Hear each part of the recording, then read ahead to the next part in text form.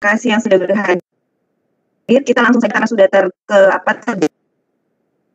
tidak cukup lama waktu. Baik, Bapak Ibu, ini tayangan saya kali ini adalah sebenarnya bentuk pertanggungjawaban dalam 11 bulan menulis ketika sebagai peneliti hibah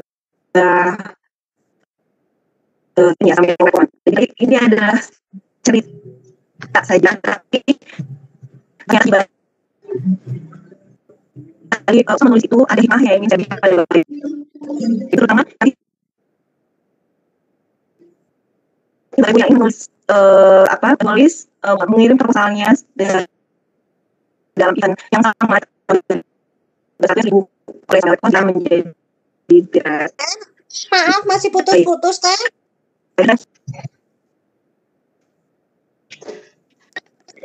Ya, ini gimana? Oke. Nah, ini bagus sekarang.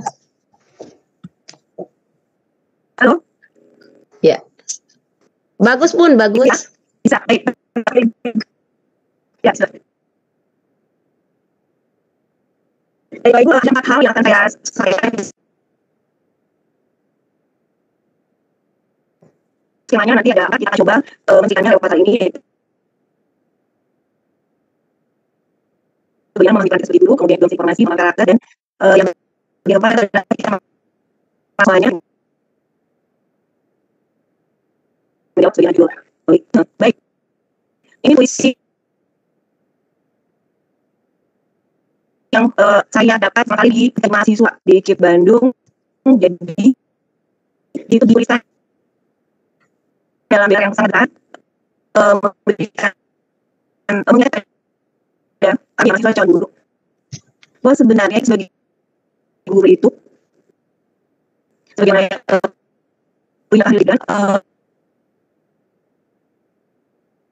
kita harus mengenal diri secara bahwa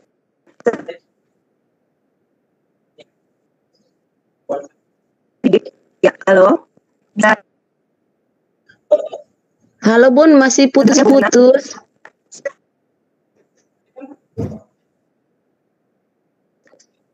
Saya jalan sambil jalan saja ya. Kalau bisa ya, mudah-mudahan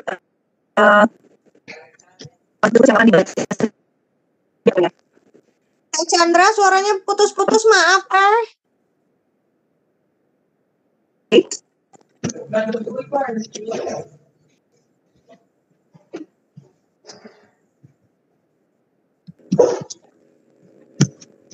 Kak Chandra pakai headset atau tidak itu?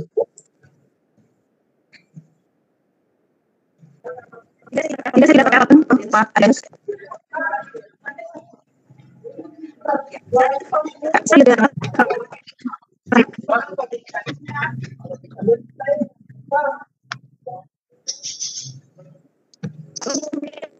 Halo Bumi, halo.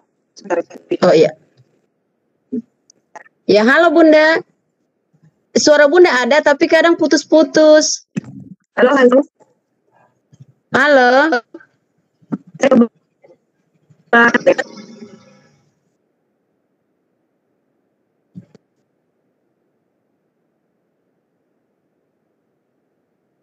Ya, halo.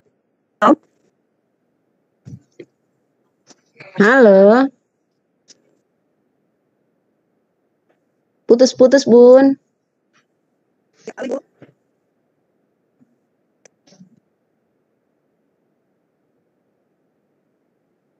Opa, gimana Opa ya? Solusinya?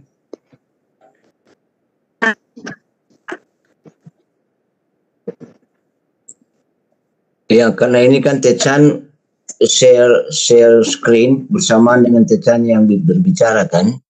Iya. Jadi, mungkin kembali seperti tadi. Iya. Oke, sekarang gimana? Iya, sekarang sudah jelas lagi, Bun. Coba mungkin Techan bicara.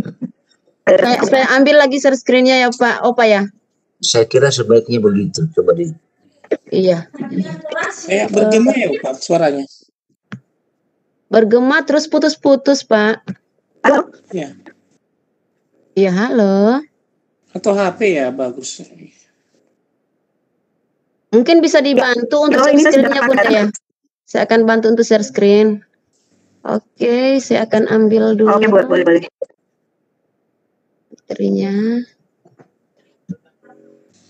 Suaranya sudah jelas, cuma agak berdengung ya. Iya.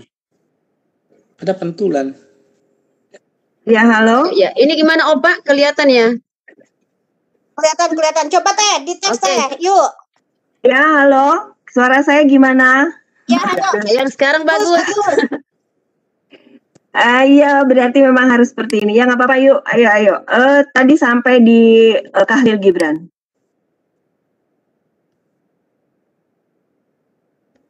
Oke, di sini ya. Iya. Oke, baik Bapak Ibu.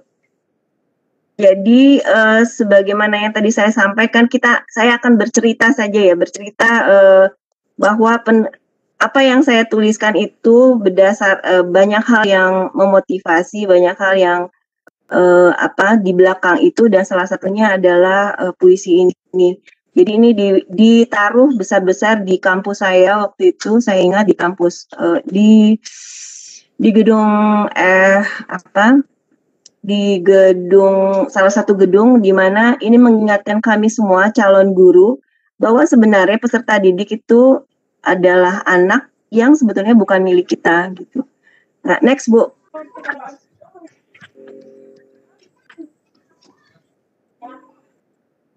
Iya, ini sejalan dengan yang disampaikan oleh Prof. Salom pada kegiatan bulan yang lalu ya, kalau tidak salah, itu disampaikan bahwa kita sebagai guru sebenarnya merangkum 3 masa gitu. Jadi kita kuliah, ibaratnya gini, kita kuliah itu di masa lalu, tetapi kita harus mengajar di masa sekarang untuk menyiapkan siswa di masa mendatang. Nah, tapi berdasarkan riset beliau gitu, berdasarkan berbagai referensi, sebenarnya yang terjadi pada hari ini adalah guru-guru inspiratif itu langka gitu, seperti itu. Lanjut Bu.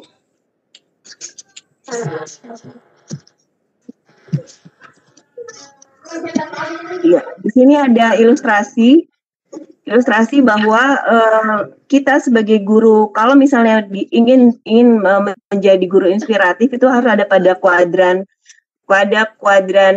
yang ditunjukkan itu, pada kuadran kedua. Jadi kita mampu menggabungkan ya, berada pada kuadran itu, di mana konten dan metode itu kita bisa bertransformasi seperti itu, dari lama menjadi mutakhir, konvensional menjadi blended. Itu baru kita dikategorikan sebagai guru yang inspiratif. Lanjut Bu, saya jelaskan cepat-cepat saja. Nah, seperti ini. Jadi kita mau ada pada kuadran mana sebenarnya? Tentu saja kita mau ada pada kuadran 1. Ini beda dengan kuadran di matematika ya. Jadi kompetensi kita tinggi dan motivasi kita juga harus tinggi. Nah, kita mau ada pada kuadran berapa itu juga sangat tergantung pada kita. Lanjut Bu.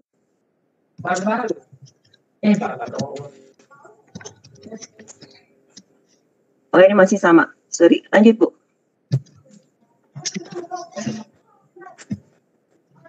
Ya, lanjut Bu Herlina. Ya, sampai di sini.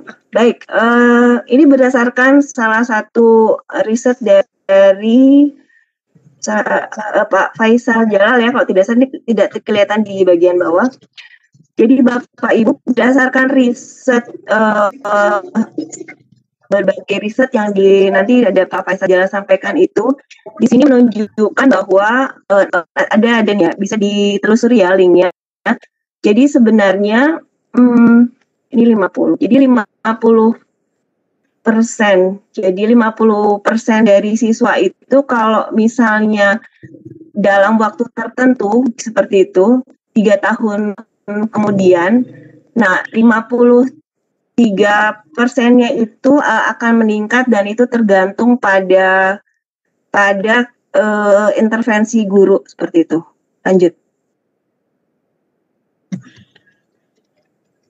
Lanjut Bu Herlina. Ya, jadi singkat cerita sebenarnya berdasarkan riset perubahan siswa hasil belajar atau apa segala macam itu tidak tergantung pada ras, tingkat sosial ekonomi atau apapun itu, tapi sangat tergantung pada kita Bapak Ibu. Atau dengan kata lain yang saya bold merah itu keefektifan kita sebagai guru. Ya, keefektifan kita sebagai guru itu merupakan penentu utama kemajuan akademik siswa. Jadi ini by riset. Ya, lanjut.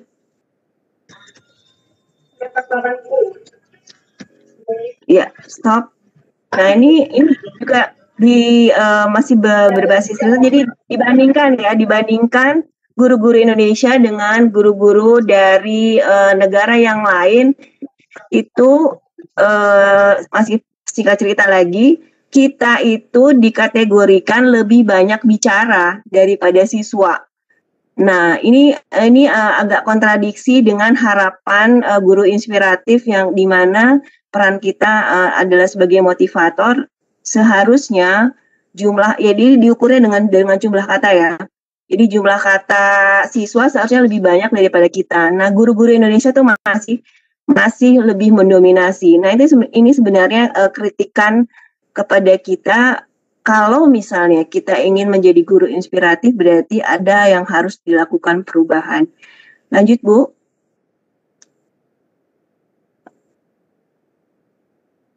Iya, di sini. Jadi berdasarkan riset juga, nanti Bapak Ibu bisa telusuri ya. Nah, di sini dilihat berdasarkan diagram lingkaran, kalau guru kemudian digabung dengan karakteristik siswa, itu berarti keberhasilan siswa itu sudah bisa diprediksi akan lebih baik gitu. Bapak Ibu bisa lihat proporsi kita sebagai guru 30% dan karakteristik siswa adalah 49%. Kalau digabung 75%, sisanya itu yang kecil-kecil. Nah, berarti saya ingin menyampaikan kepada kita semua Bapak Ibu bahwa kita sebagai guru itu punya peran yang sangat penting gitu. Punya peran yang sangat sentral kalau mau saya bilang. Ketika kita berhasil memahami karakteristik siswa, kemudian kita juga efektif dalam melaksanakan pembelajaran, berarti kita sudah bisa membantu siswa seperti tadi. Walaupun kita belajar dengan ilmu masa lalu dan mengajar di masa kini, kita sudah ikut serta menyiapkan siswa di masa mendatang. Lanjut, Bu. Oke. Baik. Ini contoh ya. Jadi sebenarnya kalau kita baca cerita-cerita seperti itu ya,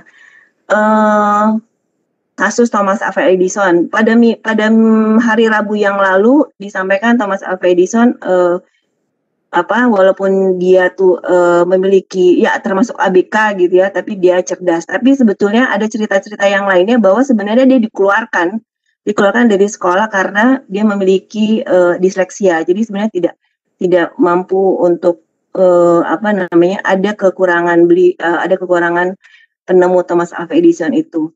Bayangkan dia dikeluarkan dari sekolah karena pada saat itu dianggap nggak mampu, padahal dia adalah ABK. Kemudian banyak cerita-cerita di balik saya menjadi guru seperti itu ya. Jadi sebenarnya kita itu dipengaruhi oleh image tentang guru, kemudian pengalaman kita dengan guru. Termasuk saya jadi guru matematika karena saya menyukai guru saya waktu SMA gitu. Dan kalau mau diingat-ingat, kita mengingat guru itu jarang mata pelajarannya, jarang kontennya gitu. Tapi kita mengingat guru karena apa yang Bapak Ibu guru itu lakukan dan berkesan pada kita. Nah, ada pesan almarhum Prof. Widodo, pernah menjadi Kapus P4TK, itu menyindir kita semua, guru-guru yang tidak mau belajar itu ibaratnya sampai marahnya pun sama gitu, dari tahun ke tahun. Nah, ini adalah contoh, ini adalah siswa saya waktu di Kadimana mencari saya di Jogja, dan ketika ketemu itu menceritakan bahwa saya jadi bagian dari keberhasilan mereka. Ini semuanya anak UGM gitu. Lanjut, Bu.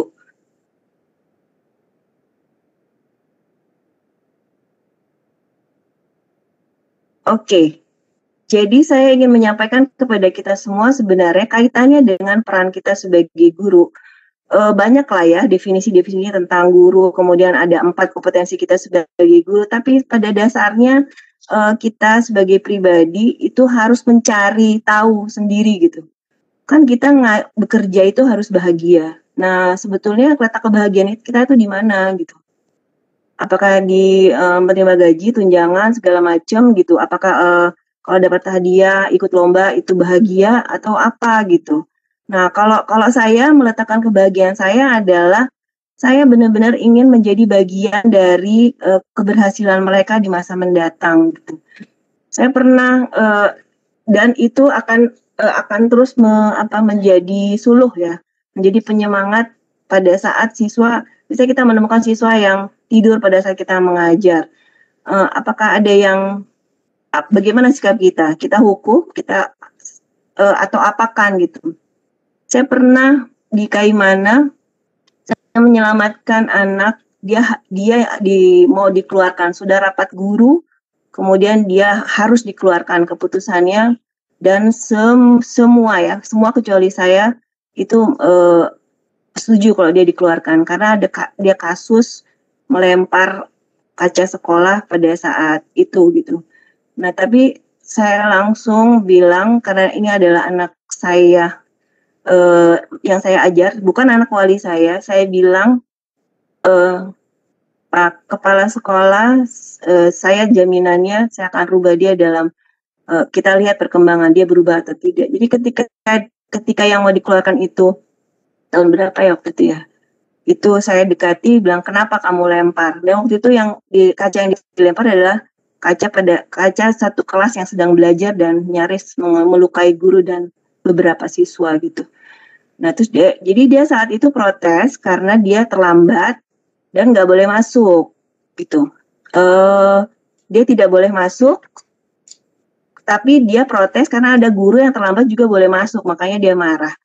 Nah atas dasar itu sebenarnya saya melihat kita sebagai guru itu tidak hanya mengajar gitu loh, tapi keputusan kita, tindakan kita itu bisa membuat seperti contoh tadi Thomas Alva Edison dan beberapa contoh-contoh yang lain ya. Kita bisa menyetir ya dalam tanda petik siswa ini arahnya mau kemana. Jadi betapa luar biasanya peran kita di sekolah dan betapa besar sebenarnya power kita. Kita ngajar rata-rata berapa orang gitu. Saya ngajar 7 kelas, rata-rata bisa 250 kalau 250 sampai 280, 30 antara 35 sampai 40 gitu. Bagaimana besarnya kekuatan kita dalam memberikan pengaruh kepada mereka. Banyak siswa yang dia anak IPS, Bu saya masuk matematika karena mau ikut seperti Ibu. Ada yang sudah di Cina, ada yang sudah di Jerman, dan cerita kalau di Facebook itu seperti ini, seperti itu. Senang sekali. Jadi mungkin kalau saya meletakkan kebahagiaannya seperti itu, menjadi bagian dari kebahagiaan siswa ketika siswa menemukan jalan yang dia bahagia di sana. Lanjut, Bu.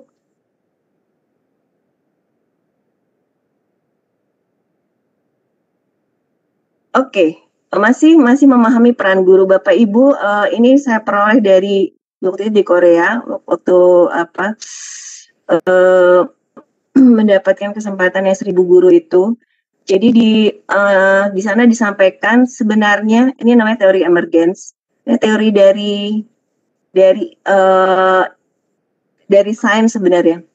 Ya, jadi sebuah perubahan itu sebetulnya tidak dari hal-hal yang besar gitu, tapi dari yang kecil-kecil. Bapak Ibu bisa lihat perubahan bagian secara ekonomi ya, bagaimana startup bisa dimulai dari rumah-rumah yang nggak punya perusahaan tapi bisa jaya seperti itu ya. Dan kalau Bapak Ibu baca buku Toto Chang, nonton film atau baca buku Laskar Pelangi, itu perubahan itu terjadi di kelas gitu, dalam skup-skup kecil.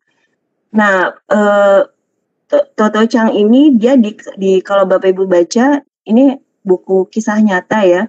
Ternyata yang dia dikeluarkan dari sekolah gara-gara gurunya gemas anak ini suka bicara sendiri gitu. Padahal dia sedang mengamati belalang atau apa seperti itu. Jadi dia memiliki cara belajar yang berbeda. Nah, bayangkan anak-anak ini kemudian mendapatkan sekolah yang cocok bagi dirinya dan akhirnya menemukan jati dirinya sendiri, bahkan berhasil seperti itu. Nah, ingin sekali kalau misalnya kalau kita sebagai guru menyadari hal ini, peran kita sebagai guru itu berarti berarti sudah kita berada pada jalur yang benar. Lanjut, Bu.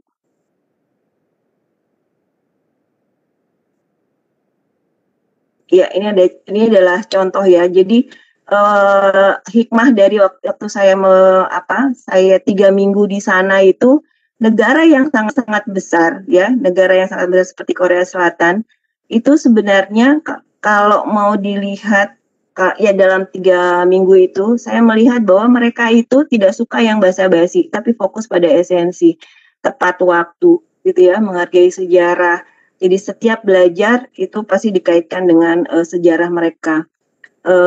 Kenyui seperti UPI lah ya, itu di sana didirikan museum pendidikan sampai sejarah bendera dijelaskan sampai yang jadi perjuangan mereka itu terkait juga dengan sejalan dengan perjuangan pendidikan gitu dari zaman sebelum dinasti apa gitu sampai pendidikan masa kini seperti itu. Bahkan di sana juga ada penangkaran burung yang menjadi pendidikan itu dikaitkan dengan bagaimana melestarikan budaya seperti itu. Bahkan simbol di Kinyui itu adalah orang tua dengan 2 anaknya, jadi anaknya dipeluk, mirip-mirip logo BKKBN kayak gitu. Nah, ini juga menunjukkan bahwa pendidikan itu core-nya itu di keluarga. Jadi nilai-nilai. Jadi semua nilai peraturan yang ada di sekolah itu selalu dikaitkan dengan keluarga. Sampai misalnya ada peraturan harus memeluk anaknya sehari minimal sekali, kemudian wajib memberikan sarapan, itu diikat oleh sekolah gitu. Jadi hal-hal esensi gitu. Yang menarik lagi kalau misalnya saya bayangkan di Indonesia, kita kan tamu negara gitu ya, disambut apa gitu kan. Tapi di Korea tuh enggak, cuma pakai kertas di print gitu, welcome, selamat datang rombongan. Jadi sangat sangat esensi. Jadi siswa juga tetap belajar, kami datang kayak gitu. Nah, ini mungkin harus diperbaiki dari kita, belajar tidak basa-basi, esensi, to the point, sehingga tidak banyak waktu yang keluar. Saya bayangkan ada protes dari anak saya waktu itu, Menteri Susi datang ke Fak-Fak, mereka disuruh berbaris berjejer di pinggir jalan mengibarkan bendera kecil itu untuk menyambut. Berjam-jam mereka menunggu sampai maksudnya yang kayak gini tuh nggak penting gitu ya. Jadi seperti itu. Oke, lanjut Bu. Baik, jadi kata kuncinya kalau saya memahami bahwa ketika kita kaitannya dengan peran kita sebagai guru, kita adalah agent of change gitu. Kita adalah agen perubahan gitu. Bayangkan masa depan bangsa itu ada di tangan kita gitu, subhanallah. Itu berat banget. Mengapa kita agent of change? Karena inti dari belajar adalah perubahan tingkah laku. Bapak Ibu silakan baca, definisi dari belajar adalah perubahan tingkah laku. Nanti dijabarkan kan, kalau di rapot itu jelas, ada sikap, pengetahuan, dan keterampilan. Seperti itu. Jadi kesadaran bahwa kita agent of change itu akan merubah semua cara berpikir, tindakan kita ketika berada di kelas, berada di sekolah, seperti itu. Lanjut, Bu.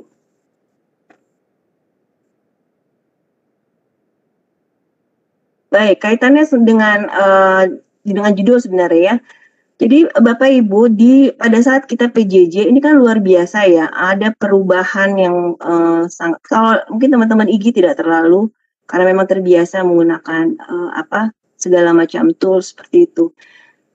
Tapi kita pada saat PJJ ini memang dipaksakan untuk melakukan atau mencoba memindahkan kelas gitu tatap muka secara daring, sehingga bertaburanlah segala macam pelatihan untuk belajar ini belajar itu, untuk LMS ini LMS itu segala macam. Iya, dan itu semua adalah tawaran atau alat bagi kita untuk bagaimana bisa terhubung dengan siswa untuk untuk bisa kurikulum itu tetap berjalan. Oke, lanjut Bu. Saya tidak akan terlalu mendalam di sini. Oke, cuma 2 slide aja. Siap. Nah, jadi Bapak Ibu, tugas kita sudah paham tadi ya, kita adalah agent of change dan bagaimana caranya itu siswa benar-benar belajar. Jadi ini harus yang kedua, harusnya di bold ya. Jadi sebetulnya dari segala macam tools yang ada, platform yang ada yang sudah kita pelajari, sebenarnya kita nggak bisa pakai semua, kan gitu. Kita nggak bisa pakai semua. Jadi di sini tugas kita adalah memilah dan memilih mana yang tepat, mana yang sesuai dengan karakteristik siswa, kemampuan siswa, segala macam. Jadi ibaratnya kita kalau di dapur kan nggak semua alat dapur kita pakai ya, tapi sesuai dengan kebutuhan. Nah ini sebetulnya yang dituntut dari kita, pengetahuan, keterampilan, tapi juga rasa segala macam lah yang ada pada diri kita untuk bisa mana yang sebetulnya paling penting bagi siswa yang mau kita pakai. Dan kembali lagi kita mengharapkan ada perubahan tingkah laku sesuai dengan tujuan pendidikan. Jadi memang kita harus banyak belajar, nggak fokus pada kita terampil menguasai tools-tools yang mendukung pembelajaran daring. Lanjut Bu.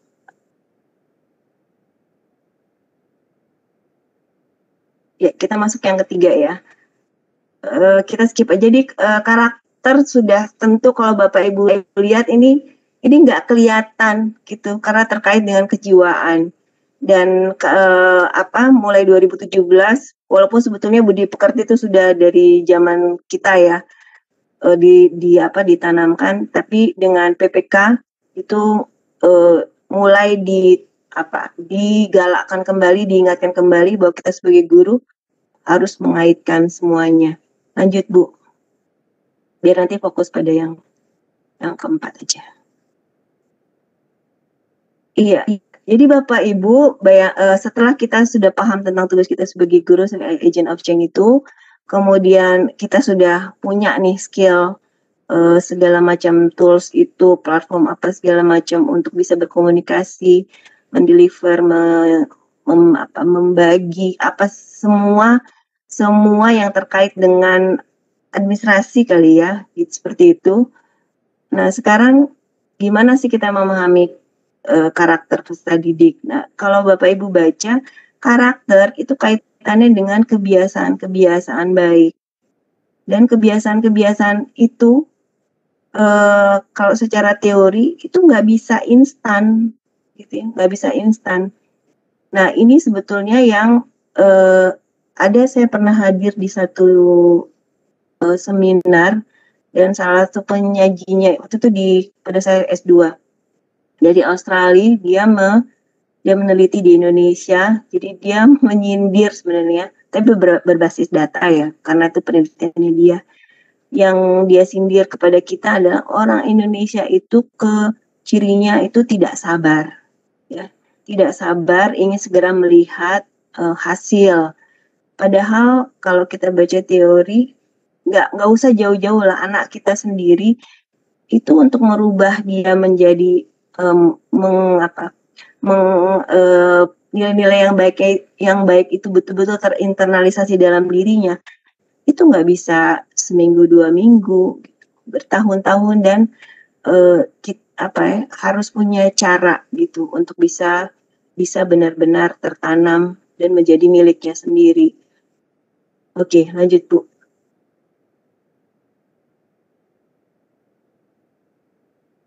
Ya, ini teori ya. Kalau kita baca teori itu luar biasa. Ini terasa pada saat kita buat RPP. Buat RPP itu, ini kita mau integrasikan kemana?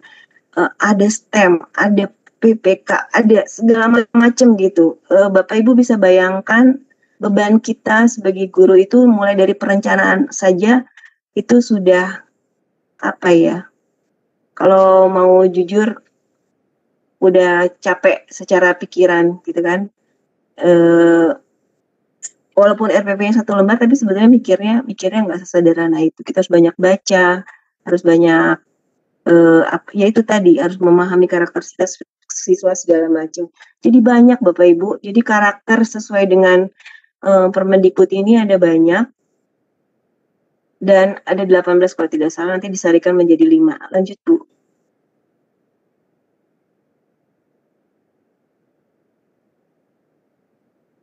Iya. Jadi 18 ini Bapak Ibu yang terpikir adalah bisakah kita gitu kan? Bisakah kita di kelas itu 18 ini bisa kita biasakan sehingga menjadi budaya dan dimiliki oleh siswa seperti itu. Tentu saja harus bisa, tapi persoalannya bagaimana caranya? Kan gitu ya. Lanjut Bu. Tapi yang jelas ini menjadi apa ya? Menjadi panduan bahwa kita punya beban ini Bapak Ibu. Lanjut Bu. Nanti diperdalam di diskusi soalnya udah 1 jam lewat. Nah, Bapak Ibu. Iya. Nanti sampai di sini. Sampai di sini Bapak Ibu jadi apa yang tadi sampai yang tentang ini ya. Tentang betapa banyak yang harus kita perhatikan kaitannya dengan bagaimana karakter itu dimiliki oleh siswa. Jadi untuk yang ketiga ini sebenarnya berujung pada pertanyaan gimana menilainya, ya? Bagaimana menilainya? Karena pada saat PJJ, pada saat tatap muka saja kita susah banget untuk menilai. Saya melihat berbagai macam laporan PTK itu jarang yang menjelaskan tentang kesulitan.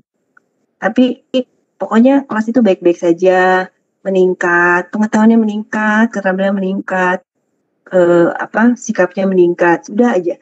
Padahal mari kita jujur, tidak ada kelas yang lurus-lurus saja. Itu di dalamnya dinamis banget. Hari ini kita ngajar minggu depan kita ngajar itu macam-macam. Nah, termasuk pada saat PJJ kemarin, masalah itu banyak sekali seperti itu ya. Sudah buat ketentuan misalnya setiap 1 minggu ada Vikon akan diabsen. Tapi dari 36 yang hadir sekian.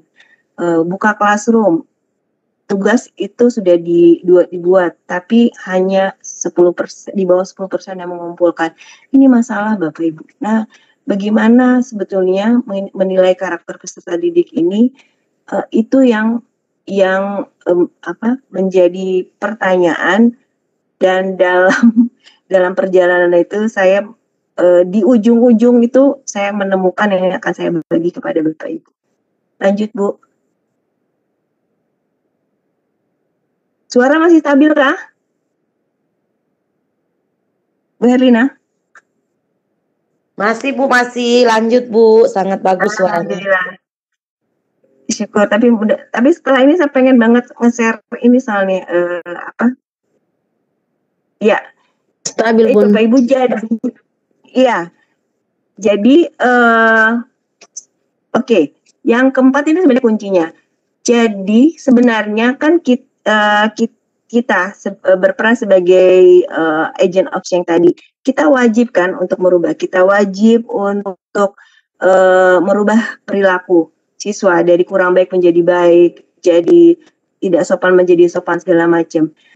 Nah, ini lebih saya seriusi ketika mendapatkan hibah ini tadi ya. Lanjut Bu. Kami berenam, saya salah satunya tahun yang lalu. Lanjut Bu. Oke, hop. Ya, baik Bapak Ibu, dalam perjalanannya nanti sebetulnya saya ingin buka apa namanya hasil riset saya, mudah-mudahan saya bisa share screen. Pada kan 2 siklus ya ketika saya di situ. Di siklus pertama itu kan kita melihatnya melihat pengetahuan, keterampilan dan sikap. Nah, itu luar biasa sulit sekali untuk mengumpulkan data. Seperti itu ya. Kemudian dari kesulitan itu saya saya berdiskusi dengan teman-teman, tapi juga saya berdiskusi dengan anak saya. Kebetulan pada saat itu anak saya sedang di Akpol dan saya waktu mengolah data ada di Magelang. Jadi dia juga PJJ di Magelang. Jadi sempat berdiskusi dan alhamdulillah saya mendapatkan inspirasi. Ini mungkin saya akan bagi kepada Bapak Ibu. Semua institusi itu mengalami hal yang sama dalam hal bagaimana menilai keberhasilan PJJ. Nah, di Akpol itu ada sesi di mana kami orang tua secara personal dengan siswa dikasih duduk begitu ya, terus Vicon pakai Zoom dan disampaikan perkembangan siswa dari bulan ke bulan gitu. Ini saya rekam tapi private, tapi yang ingin saya bagi adalah ini bagus untuk kita yang bisa kita adopsi di kelas maupun di sekolah. Nah, jadi kaitannya dengan karakter itu harus dikembangkan indikatornya seperti itu. Dan indikatornya itu harus disampaikan juga oleh siswa dan progresnya juga harus disampaikan kepada siswa maupun juga pada orang tua. Jadi indikatornya di sini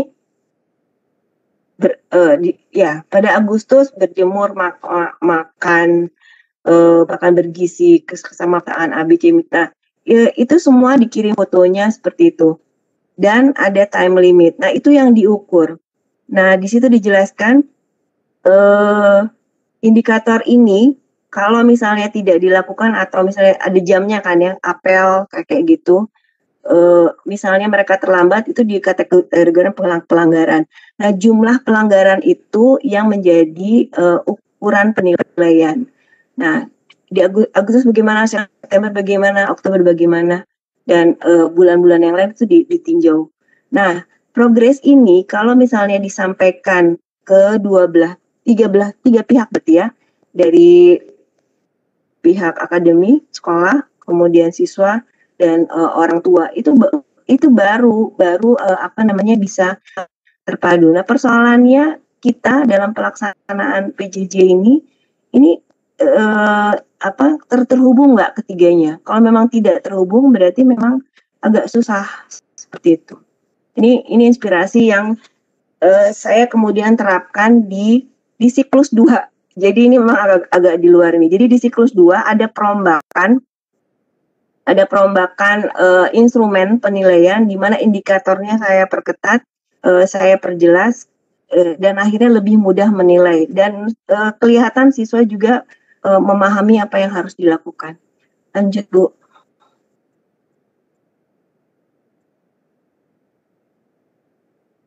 Oke, ini adalah cuplikan dari angket ya Bapak Ibu. Oke. Mudah-mudahan saya bisa share screen ya, hasil dari riset saya. Jadi Bapak Ibu, ini sudah berapa menit lagi ya? Iya, di sini saya menyampaikan bahwa langsung kesimpulan mungkin bisa ya. Jadi ketika kita sebagai guru memahami peran kita sebagai agent of change, sebagai agen perubahan, kemudian kita punya skill untuk meramu itu lewat berbagai macam tools yang kaitannya dengan PJJ, dan kita berusaha untuk merubah karakter siswa yang kurang baik menjadi baik seperti itu tadi.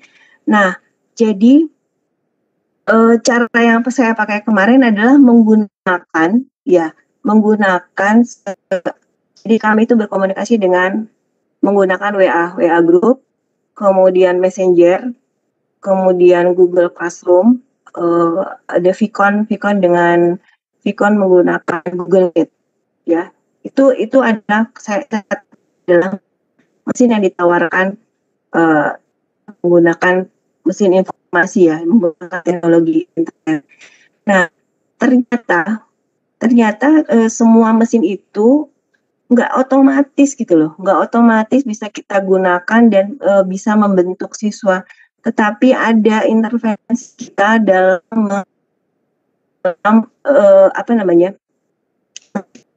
kan Bapak Ibu, pada siklus 1 itu siswa misalnya tidak mengumpulkan tugas. Nah, di situ hampir putus asa kan. Nah, saya belajar dari anak saya yang ketiga. Itu guru itu sampai curhat gitu. Gurunya itu sampai mengeluarkan anak. Jadi pakai cara mereka ada grup, juga siapa yang tidak kerja tugas, Ibu keluarkan dari grup. Itu dikeluarkan betul itu. Ini dianggap sebagai dianggap sebagai pembelajaran dan ada efek jerah. Tapi ketika saya berdiskusi dengan anak saya, dia kelas SD kelas 5, bilang mama, yang dikeluarkan itu sampai putus asa dan lebih baik saya tidak sekolah lagi gitu. Terus saya japri gurunya, saya bilang, Ibu kenapa dikeluarkan seperti itu? Habis saya putus asa, Bu. Jadi apakah kita mengalami hal seperti itu, di mana putus asa ketika siswa itu tidak bisa menuntaskan tugas, tidak sesuai dengan harapan kita, dan kemudian kita melakukan cara-cara seperti itu, atau gimana? Mungkin kita nanti akan berdiskusi ya. Nah, saya terinspirasi dari yang dilakukan oleh guru anak saya itu, ya, tapi yang saya lakukan beda. Yang saya lakukan adalah, ini kan kan ada kelas riset, ada kelas yang memang kelas, tapi saya lakukan juga bersamaan. Jadi akhirnya saya terinspirasi dari kelas anak saya itu, dari gurunya, sikap guru tersebut, tapi berbeda. Jadi saya membentuk grup baru. Saya tidak membubarkan grup lama, tapi bentuk baru. Jadi kita buat peraturan, kalau misalnya siswa yang selesai tugasnya itu dipindahkan ke grup yang baru. Jadi grup yang baru adalah grup anak-anak yang sudah kerja tugas. Nah, kita buat ketentuan seperti itu, disosialisasikan, dan dengan penekanan seperti itu, ya, alhamdulillah ada kesadaran gitu. Dan dikiranya kita main-main. Jadi nanti cerita tuh anak-anak yang anak-anak yang berada pada grup baru, dia akan cerita sama temennya, Bu Chandra itu serius loh gitu. Nah, jadi mesin informasi, apalah itu namanya yang kita gunakan, kalau tidak ada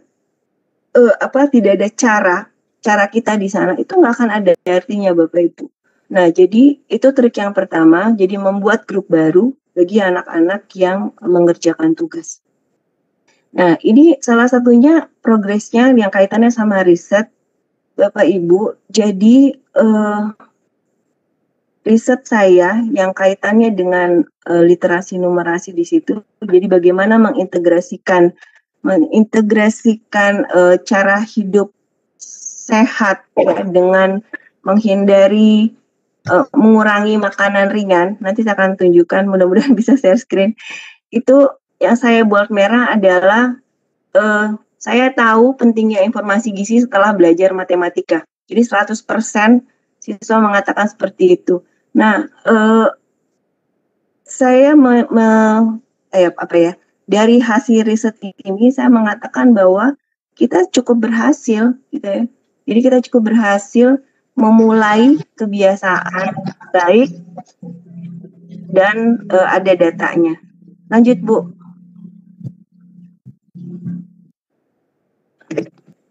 Sudah habis kayaknya ya. Wow. Oke. Iya. Baik, saya Yang coba tuan, Bu, ya? share screen. Bukan Atau ada mau pertanyaan share ke Bapak screen-nya. Ibu sebelum saya coba? Iya, Ya, iya. baik. Saya mau tunjukkan Iya. Yang ini saya stop dulu ya. mungkin ada pertanyaan.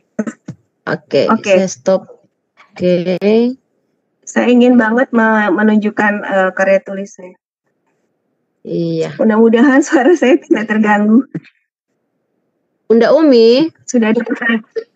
Ya, sudah ada bola pertanyaan kan? dunianya Bun, boleh dipindahkan Sebentar. Ke siapa? ke Tecan. Bucan. Saya dong. Iya. Maaf. Iya. Sudah ada pertanyaan belum? Sebelum Banyak. saya lebih jauh. Iya Bapak Ibu, sebelum narasumber kita melanjutkan pemaparan materi, silakan bertanya kalau ada yang ingin ditanyakan secara langsung. Boleh dengan Bisa cara raise hand dengan kolom atau mengetikkan pada kolom chat. Hostnya di Bunda Herlina ya. Oke, siap. Oke, ada Pak Dani. Halo Pak Dani. Ya, Ibu. Ibu Oh, ini. maaf, Bu Dani ya. Iya. Silakan Bu, langsung saja ke narsum kita. Iya. Assalamualaikum Bu Chandra. Waalaikumsalam. Saya mendengar pemaparan Ibu Chandra. Ya, mendengar pemaparan Ibu Chandra itu sangat terkesan Ibu, luar biasa bagi saya. Yang ingin saya tanyakan Ibu, dari pemaparan Ibu tadi,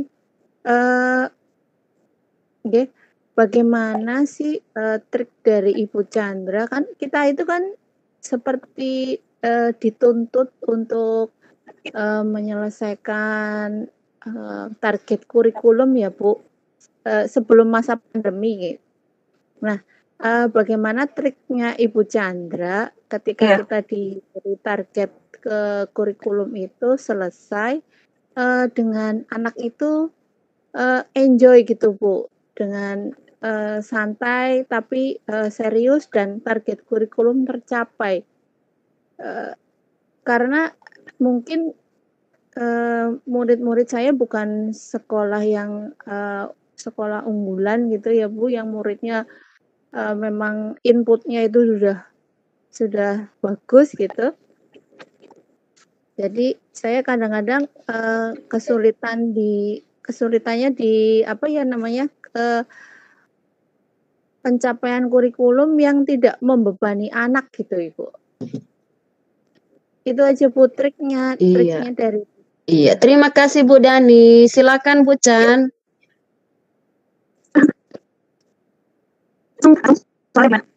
Iya.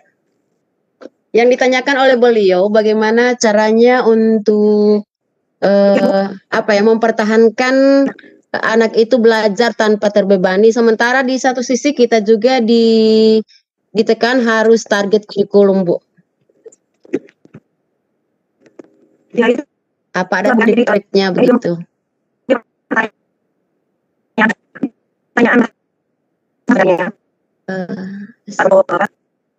Ini putus-putus Bu.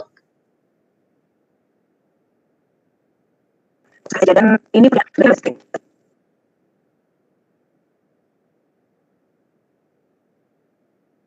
sesi kayaknya Bu ya. Oh iya, sekarang bagus Bu. Kayaknya enggak bisa share screen, iya. Ya gini aja, kalau share screen kemudian saya tutup. Saya tutup Oke, aja siap. nanti kalau share screen. Iya. Nah, Ibu siapa? Ibu Dani ya? Iya. Iya, Bu Dani, mungkin ini ya, ini juga untuk kita semua. Sebetulnya kita nggak boleh begitu gitu, nggak boleh. Kita bukan betul kita bekerja untuk pemerintah, tapi sebetulnya kalau kita baca dengan baik, kurikulum itu bisa kita kembangkan Bu, bisa kita kembangkan dan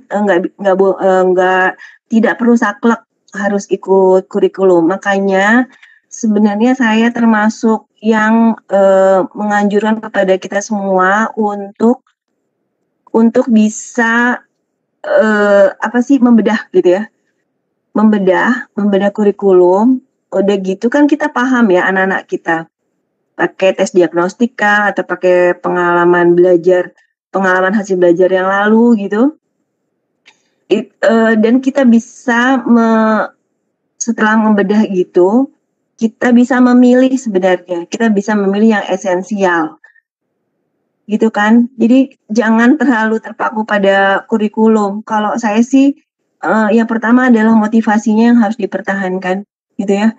Motivasinya. Jadi mungkin saya apalagi sering ngajar IPS, itu lebih baik kita mengajar yang sesuai dengan taraf berpikir mereka. Nggak apa-apa misalnya bagaimana cara kali-kalian yang mudah apa segala macam, tidak apa-apa. Tapi ketika motivasinya sudah kita pegang, sudah tumbuh, sudah percaya pada kita, chemistry kita udah ada, baru pelan-pelan dinaikkan. Jadi jangan terlalu menghiraukan kurikulum Ibu, karena sekolah itu dibangun itu untuk siswa, ya, untuk siswa gitu, untuk peserta didik, dan kita punya kepentingan untuk masa depan peserta didik. Jadi saya pernah dengar ceramahnya Gus Baha, ulama itu sebenarnya kesulitan guru, sebenarnya kesulitan dalam ada kedua kesulitan sebenarnya pada saat kita ngajar. Guru membelajarkan dan siswa memahami. Nah, murid memahami kita. Jadi mereka juga susah sebenarnya. Dan kita sebagai guru dalam kaitannya juga dengan orang tua di sekolah, itu nggak boleh melakukan dua pembiaran gitu. Pembiaran misalnya ya biar aja, tahu nggak tahu ya udah lewat. Yang penting kurikulum jalan. Atau misalnya pembiaran yang satunya lagi adalah kita terlalu strict gitu kan, terlalu strict terhadap kurikulum sampai akhirnya anak-anak jadi merasa tidak percaya diri ketika mempelajari pelajarannya kita gitu. Itu juga termasuk pembiaran. Nah, kita nggak boleh gitu. Jadi seharusnya kita menempatkan siswa sebagai pemeran utama. Bahkan dosen saya mengatakan di KIP itu ada 3 gitu kan ya. Siswa, pendidikan itu dibangunnya 3 pilar. Guru, peserta didik, dan kurikulum. Dan kurikulum itu bukan kurikulum yang dari pemerintah, tapi kurikulum yang melekat pada diri guru gitu. Di bawah pohon pun itu bisa terjadi, dan saya meyakini bahwa hari ini kita bisa sampai sekarang itu karena jasa Bapak Ibu guru yang sudah ikhlas gitu kan, sudah ikhlas menanamkan nilai-nilai kebaikan pada kita sehingga kita bisa seperti ini. Bahkan materi aja kadang-kadang kita lupa gitu, tapi nilai-nilai itu yang penting. Nah, jadi banyak sebenarnya cerita-cerita. Ya contohnya tadi Laskar Pelangi apa segala macam, bukan materi sebetulnya, tapi bagaimana kita bisa membantu siswa menemukan dirinya. Kalau kita belajar teori ZPD, teori zona proximal development itu ya. Jadi zona kemandirian itu guru harus ada di situ. Jadi tugas kita sebetulnya bagaimana membantu siswa untuk mandiri. Kendaraannya adalah materi. Jadi jangan terlalu terpaku pada kurikulum yang harus sampai enggak kalau menurut saya. Bahkan kalau kita melihat kurikulum kondisi khusus ya, tidak seperti itu gitu ya. Tidak seperti itu. Kita punya kewenangan, bahkan saya kita dengan berbasis STEM misalnya, kita sebetulnya dianjurkan untuk berdiskusi dengan guru-guru yang lain. Kalau saya berpikir malah seharusnya bisa saja siswa itu bisa belajar pembelajaran berbasis proyek itu bagus banget gitu. Karena di dalamnya beberapa mapel di sekolahnya Pak Kai ya, kalau nggak salah pernah cerita, itu satu tugas proyek untuk kelas 12 itu terkait dengan beberapa mapel. Itu sudah mengurangi beban. Nah, seharusnya sekolah harusnya terobosan-terobosan, saya bukan kepala sekolah. Gitu loh. Bayangkan siswa kelas 10 belajar 16 mapel dalam 1 minggu. Yang PJJ saat sekarang sekolah kami itu sekolah shift toh. Saya nyalakan video biar bisa. Itu kan sistemnya sistem shift. Bayangkan siswa belajar 16 jam 16 mapel setengah jam, itu mabok Bapak Ibu. Bisa dibayangkan. Kalau dan harus vikon, harus ini segala macam. Coba kita membayangkan beban siswa. Tapi kalau misalnya sekolah atau guru itu bisa berhasil memilih yang esensi, dan siswa enjoy seperti itu bisa sebenarnya. Jadi masing-masing guru tidak memikirkan kurikulumnya sendiri. Mengapa tidak mungkin? Kalau kita baca keberhasilan Finlandia misalnya, yang siswanya bisa memilih mapel sesuai kesukaan atau di Toto Chang cerita itu tuh cerita tentang pada saat Perang Dunia Pertama, Perang Dunia Kedua kalau nggak salah ya. Itu sekolah yang memfasilitasi perbedaan siswa dan siswa itu happy. Nah itu sebetulnya harus kita pikirkan bersama. Kalau misalnya sekolah tidak menunjang, paling tidak di kelas kita. Jadi saya rencananya di semester depan akan membedah KD gitu ya. Kemudian kita mau mencari KD esensi di situ, terus kita buat pembelajaran berbasis proyek. Dan siswa bisa memilih sesuai dengan passion.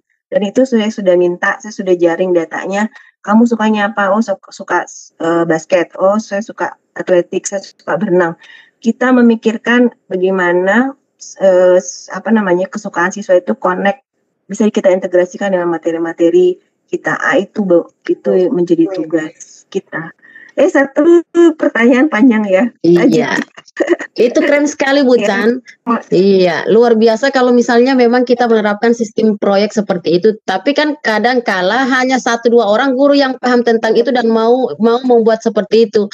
Kita lebih banyak teman-teman yang tidak mau belajar, tidak tahu dan tidak mau juga untuk mengembangkan diri. Jadi seperti apa itu kira-kira solusinya?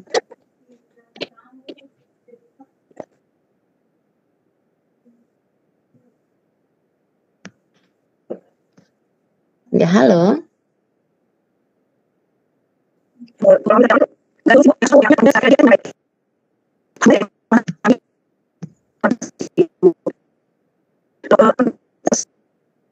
Ya, putus-putus Bun.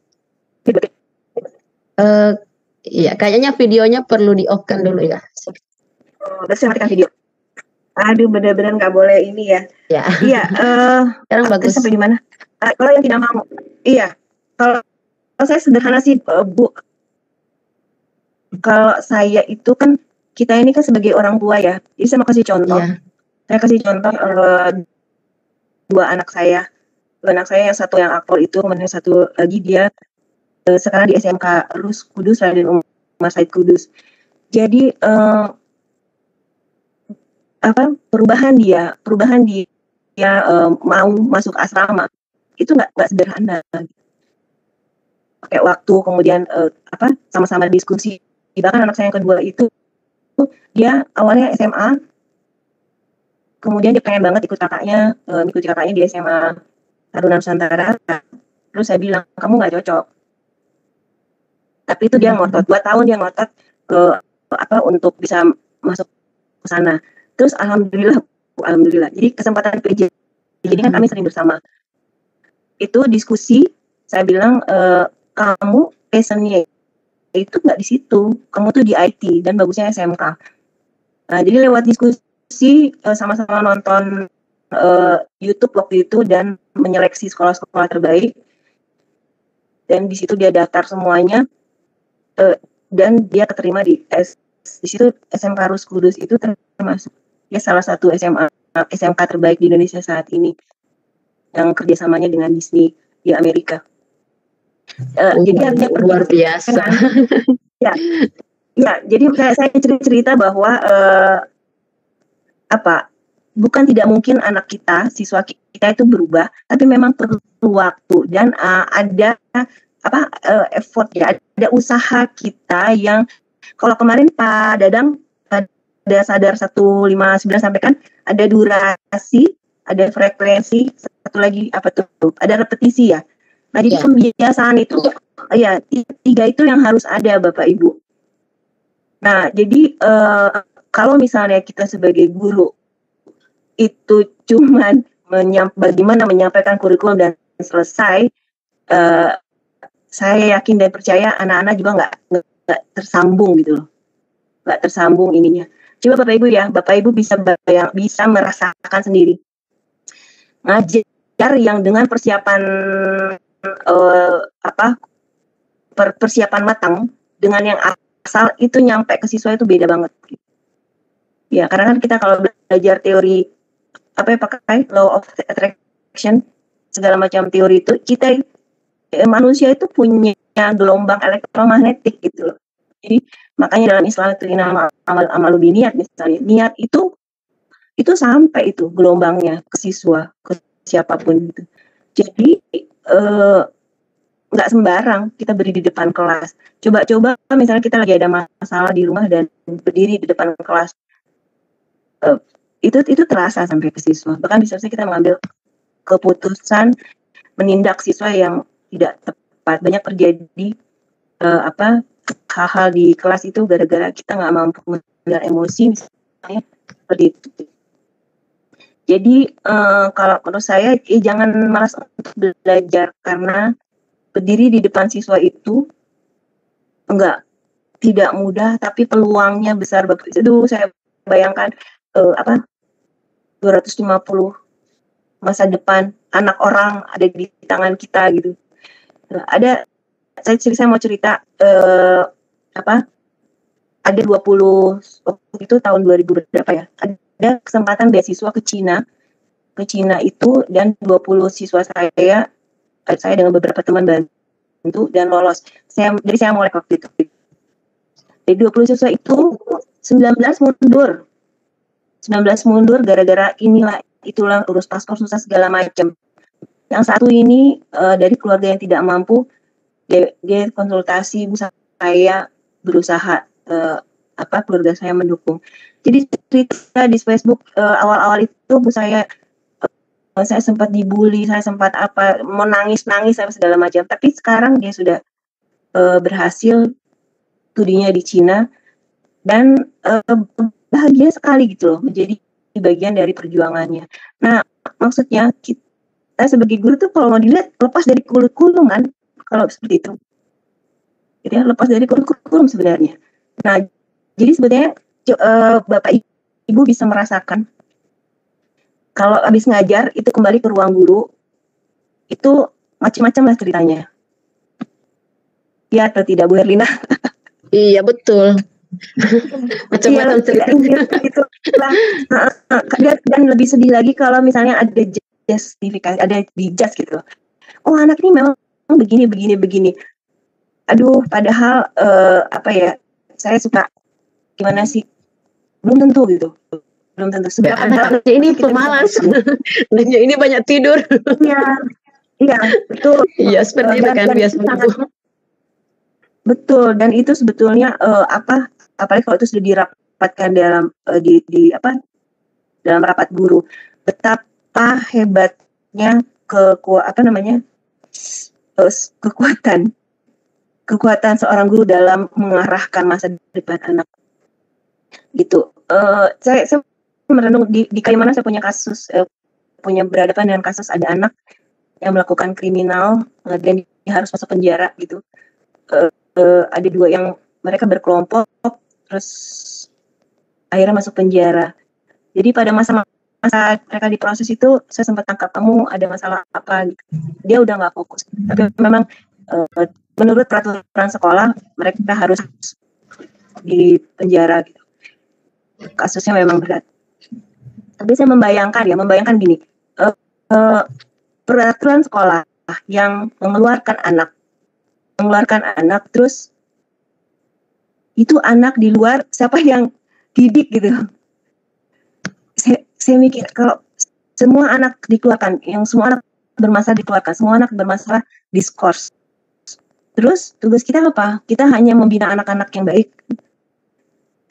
Saya kadang berpikir seharusnya sekolah punya cara. Saya pernah diskusi sama Pak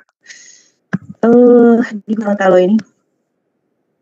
Gitu. Dia berusaha untuk anak yang mau dikeluarkan itu bisa dibina. Sampai dia mohon itu anak, Pak saya jangan dikeluarkan. Kalau saya dikeluarkan, saya di dalam saja seperti ini, apalagi saya nanti dikeluarkan.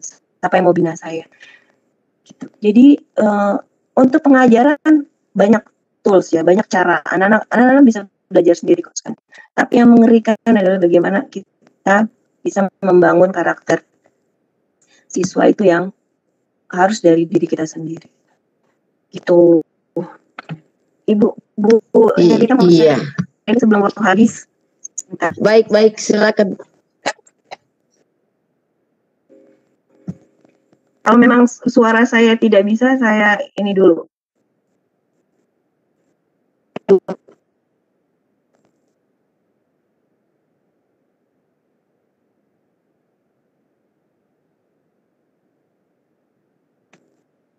Ya, sekarang sudah muncul, Bu.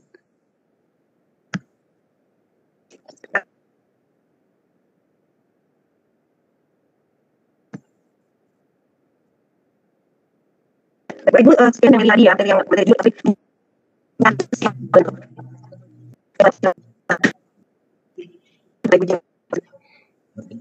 di kelas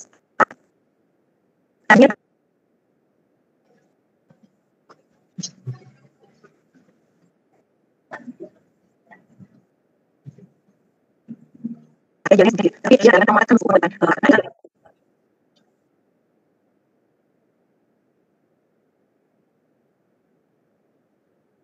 Iya, putus-putus lagi, Bu, enggak bisa ditangkap ini. Ini tampilan bagus, tapi suara putus-putus.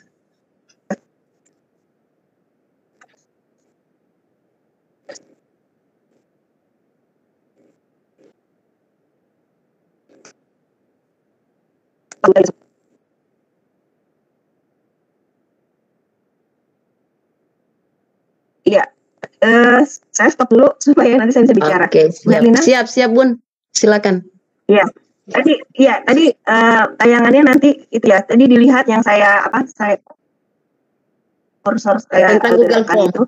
Bapak Ibu tadi adalah, iya, itu adalah Google Form. Google Form awalnya pada semester berapa semester ya?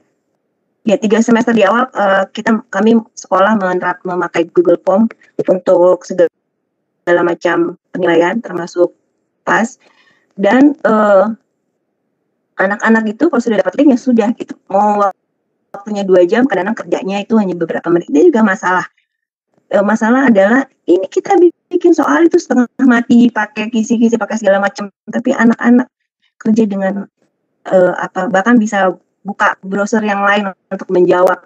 Itu gimana gitu ya kontrolnya, itu juga menggelisahkan. Gimana sih caranya? Nah, kalau misalnya saya di matematika, saya pakai cara setiap soal harus kirimkan cakaran. Yang kirim cakaran tidak akan diakui seperti itu. Tapi itu juga ada masalah karena alasan jaringan lah, segala macam. Nah, kemarin saya pakai cara, Bu Herlina tadi lihat Google Form tadi, saya mencoba pakai cara, nanti teman-teman bisa nanti lihat kembali tayangannya. Jadi pakai cara saya tidak pakai token, tapi saya menuliskan nama anak-anak yang tugasnya lengkap. Kan biasanya ada syarat tuh. Misalnya ada 4 tugas baru bisa ikut PAS misalnya. Nah, di Google Classroom kan kelihatan tuh ada berapa anak. Jadi nama anak-anak itu yang saya munculkan. Dan nanti ada kolom nama saya tidak ada. Nah, itu pada saat pas Ibu itu ribut, Ibu nama saya tidak ada selama jam. Jadi saya hari itu betul-betul dibanjiri sama WA anak-anak Japri. Hari itu Pak Kai meminta saya buka room untuk aja sampai saya mabok hari itu. Tapi maksudnya saya menjelaskan bahwa menceritakan kalau mesin informasi yang bernama Google Form itu bisa kita manfaatkan untuk memaksa siswa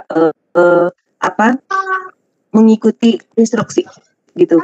Saya bilang nama kamu akan ada kalau tugas kamu selesai. Ibu tunggu gitu. Dan sampai hari kemarin saya baru selesai, baru saya munculkan namanya, dia masuk.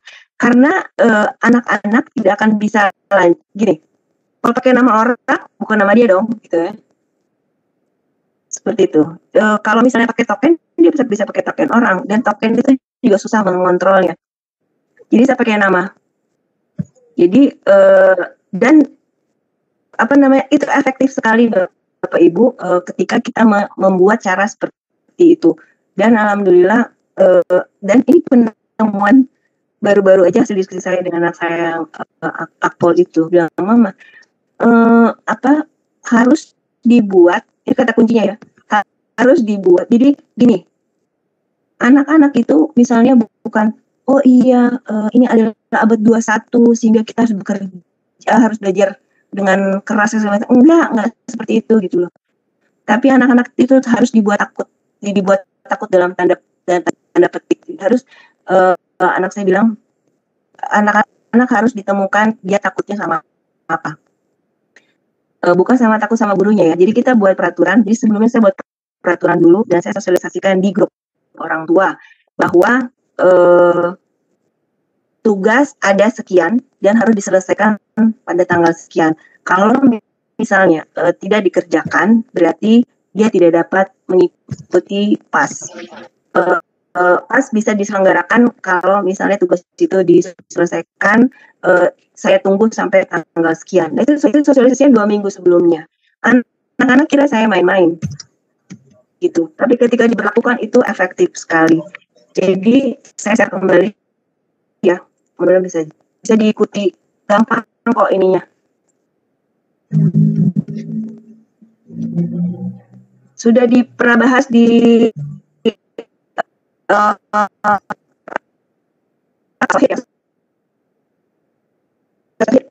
Iya, putus-putus Bun.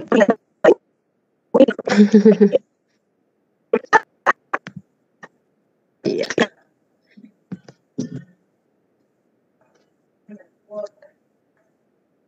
Ya, ini sudah muncul Bunda. Iya.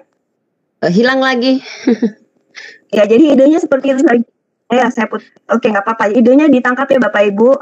Mudah, nanti bisa dibuka kembali materi dari Pak Sohib. Itu kita buka pakai bisa pakai multiple choice atau apa itu namanya? Ada 2. Breakdown seperti itu.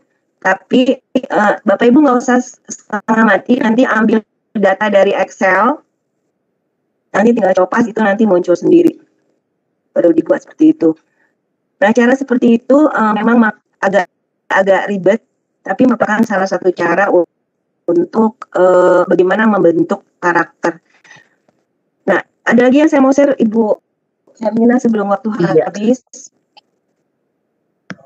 Iya, silakan Bun. Ya, jadi sebetulnya Bunda ya, anak-anak itu ikut ketika aturannya jelas. Seperti tadi kan disampaikan, ini tugasnya harus selesai 2 pekan. Setelah 2 pekan akan diadakan ujian semester seperti itu.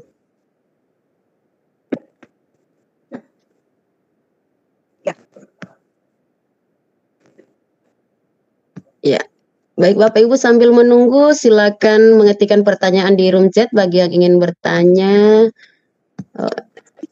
Bunda, ini ada yang raise hand, bisa dijawab langsung Bunda ya. Halo.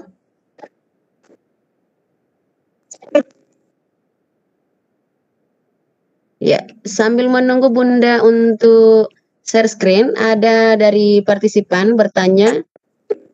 Silakan Bapak, mudah-mudahan Ibu Chandra bisa monitor suara Bapak.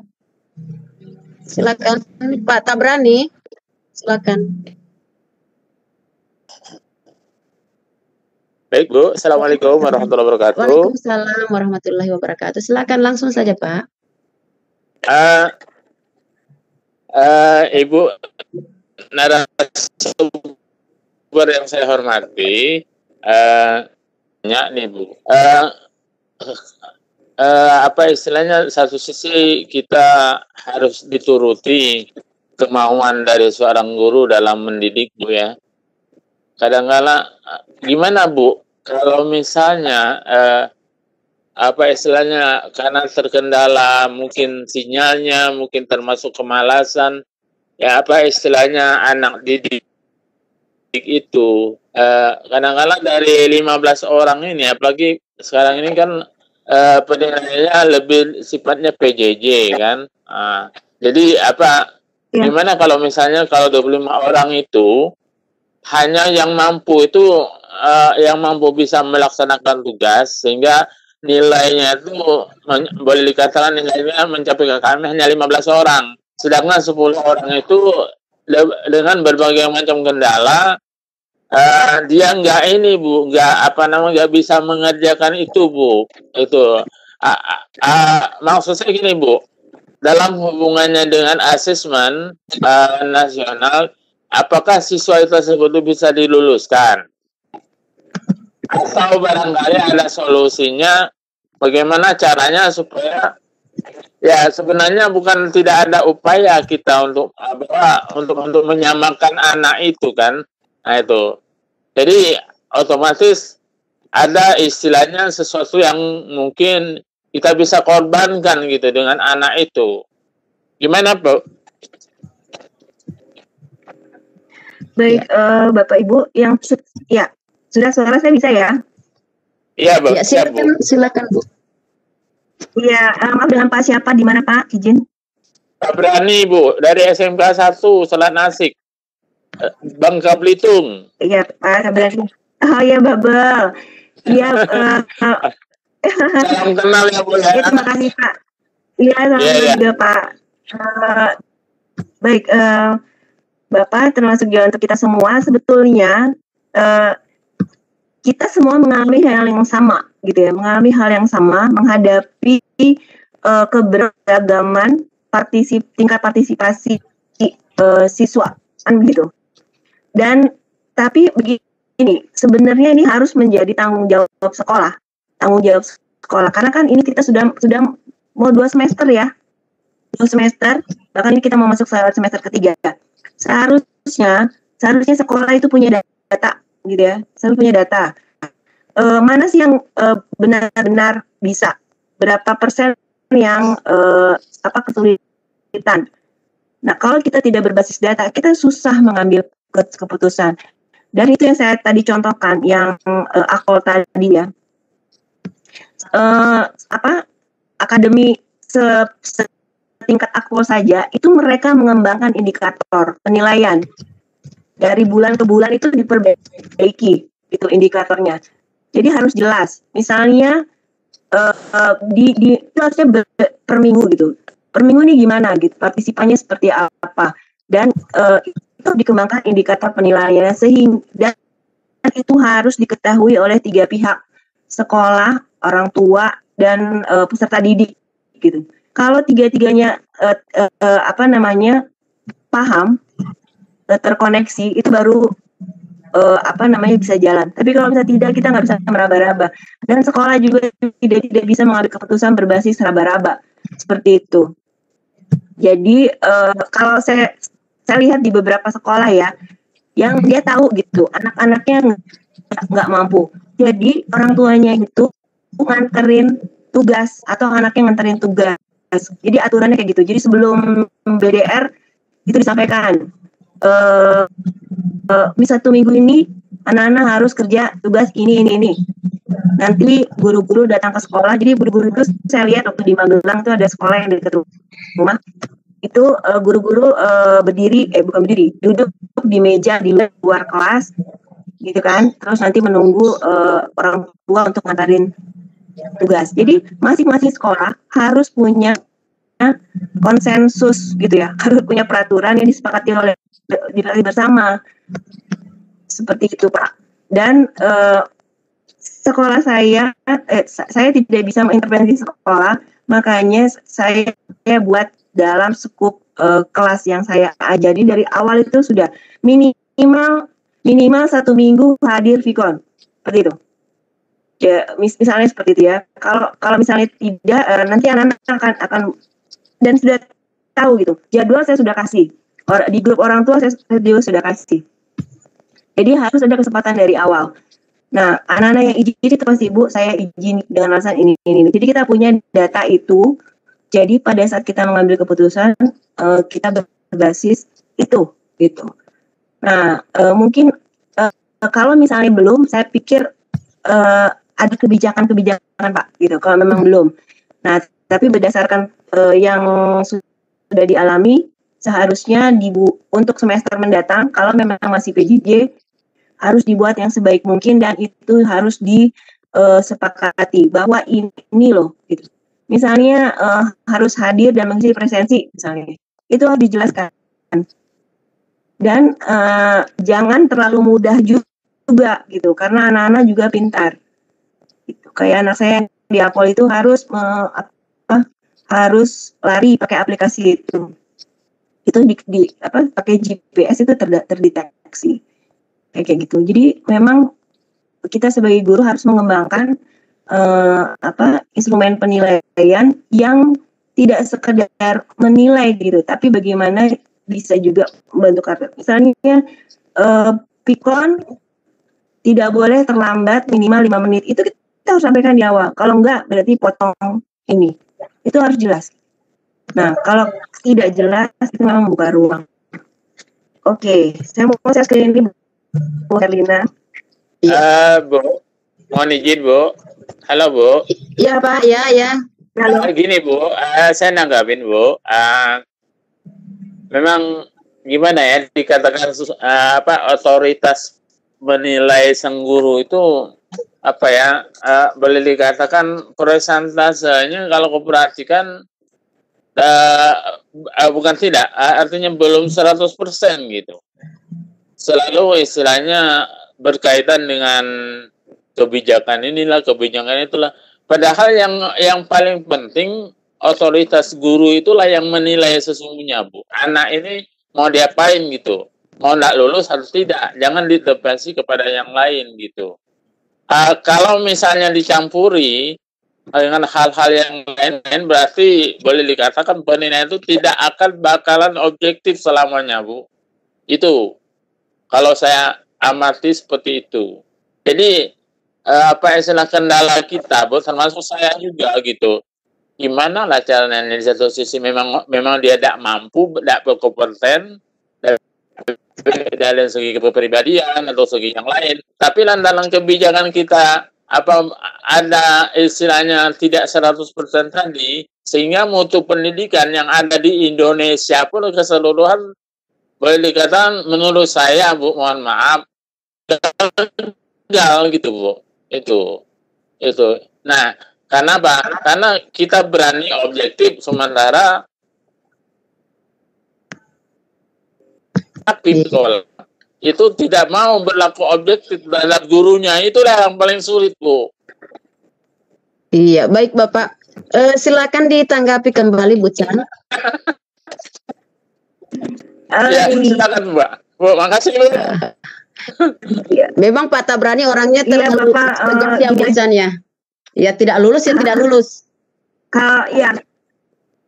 Itu harusnya. Tapi kalau aku pikir, saya udah coba Bu. Pak. Saya udah coba berlaku objektif, tapi nggak bisa baik, gitu. Pak, baik. Nah, itu seperti itu. Ya. Baik.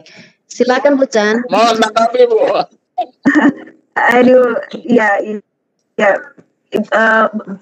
Malah saya yang disalahin Bu. Gitu Bu. Ya Bapak Ibu begini loh, kita itu kan ini ya punya kewenangan ya, punya keterbatasan. Kalau jadi kepala sekolah itu boleh gitu. Jadi Pak, kalau oke, boleh ya kita resah tentang pendidikan Indonesia, tapi seperti ya tadi saya sampaikan, sebenarnya kita sebagai guru terbuka luas untuk melakukan perubahan-perubahan yang kita mulai dari kelas-kelas kita sendiri, pakai teori emergence yang tadi ya, dan berbagai riset juga menunjukkan bahwa jangan merasa tidak percaya diri untuk melakukan perubahan-perubahan, karena kita punya power, punya kesempatan yang sangat luas untuk membuat perubahan-perubahan itu terhadap diri peserta didik. Buatlah kesepakatan-kesepakatan yang bisa disepakati gitu. Jadi bukan hanya karena kita otoriter, tapi juga ada maksud untuk membangun karakteristik siswa. Ada teman guru saya yang misalnya tidak memukul kalau anak-anak terlambat. Ada juga yang mukul sih pakai rotan, masih ada. Tapi beliau, ya Bu Sisilian namanya, bagus gitu. Jadi kalau misalnya yang terlambat, harus berbahasa Inggris, misalnya gitu, menjelaskan alasannya apa, terus berjanji untuk tidak mengulangi lagi. Jadi ada hukuman-hukuman yang mendidik, tapi juga apa namanya, ya mendidik itu artinya ada efek jera, karena setiap pelanggaran pasti ada hukum, dan itu kita lakukan di awal. Nah, yang terjadi kalau saya tuh suka sedih adalah ada rapat kelulusan atau rapat kenaikan, dan kita baru bicara tentang pedoman penilaian. Ya terlambat lah gitu. Menurut saya terlambat. Iya, orang udah kalau bahasa Papuanya itu air udah di batang leher gitu loh. Kita itu kan menganut belajar tuntas, belajar paket, dan tidak ada remedial kan K13. Jadi seharusnya Bapak Ibu di antara waktu-waktu itu kita harus berjibaku, harus berusaha membantu. Misalnya dia 100% dari 100% misalnya dia berusaha misalnya sampai 30, 40, dan itu dia tunjukkan. Itu kita bijaki gitu loh. Dan kita harus mati-matian pada proses itu. Jadi jangan misalnya sudah ulangan semester baru kita repot. Harusnya jangan. Karena kan sebenarnya rapot mendukung itu ya. Kita menyetor per KD, nanti dari KD itu kelihatan. Memang capek Bapak Ibu. Jadi kita harus memantau anak-anak itu dan membantu mereka sesuai dengan yang diharapkan. Kalau memang tidak diharapkan, pahami kesulitannya dan membantu sesuai dengan kemampuannya. Banyak kasus-kasus itu, ini anak kenapa sih nggak kerja tugas gitu. Terus Japri, kamu kenapa? Ibu saya tidak mengerti. Jadi anak itu memang dia ada kesulitan dalam membaca. Nggak paham gitu. Saya kasih pitut juga nggak bisa. Jadi dia sudah kerja tugas tapi nggak bisa upload. Ada yang kasus seperti itu. Sampai akhirnya minta bantuan temannya untuk ini. Jadi ada banyak berjuta cerita di balik PJJ ini gitu. Ya. Nah, dan itu menarik untuk di PTK-kan. Sebenarnya ingin saya share Bapak Ibu. Jadi atau nanti saya kasih di ini ya.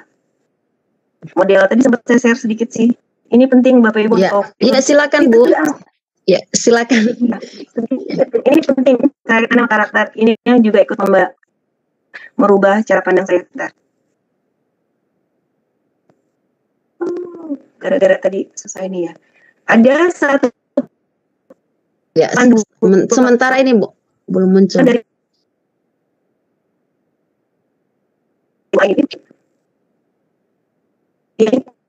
model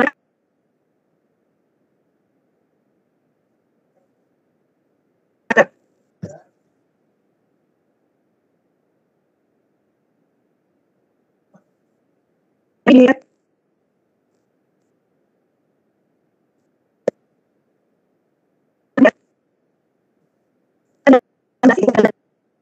ya, jadi kita menyimak dulu apa yang ditayangkan oleh narasumber kita Bapak Ibu ya. Karena kebetulan beliau tidak bisa presentasi pada saat share screen.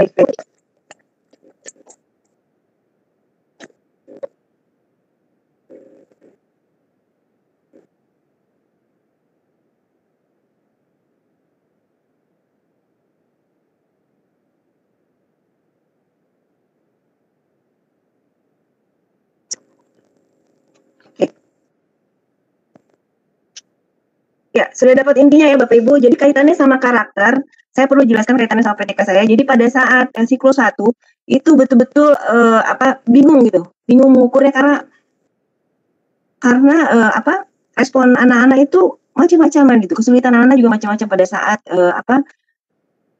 menyelesaikan tugas. Pada saat kami dalam proses pembelajaran gitu. Nah, di situ saya ini butuh indikator gitu, butuh indikator gimana saya menilai, kan seperti itu. Nah tadi sudah tayangkan, ternyata pemerintah tahun 2017 sudah mengeluarkan model penilaian karakter, dan Bapak Ibu nanti bisa lihat di situ, bisa cari sendiri. Ternyata yang 18 tadi itu sudah dijabarkan 4 indikator, gitu ya.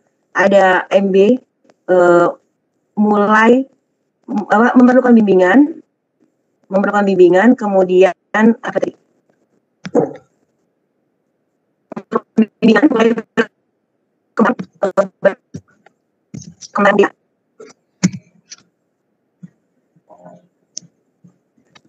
Dari jadinya saya sangka ini kaitannya sama kalau walaupun misalnya dari 18 itu pilihlah misalnya 2 saja. Nah, dalam PTK saya aspek sikap itu saya hanya meninjau itu 2. Tanggung jawab sama rasa ingin tahu. Nah, fokuskan pada 2 hal itu. Iya, tak terlihat. Ya, fokuskan pada 2 hal itu dan nanti indikatornya ada 4 tadi. Memerlukan bimbingan nanti dijabat. Bisa dilihat ya Bapak Ibu. Jadi memerlukan bimbingan, kemudian mulai berkembang, kemudian berkembang dan membudaya. Nah, harapannya adalah karakter itu sampai pada membudaya.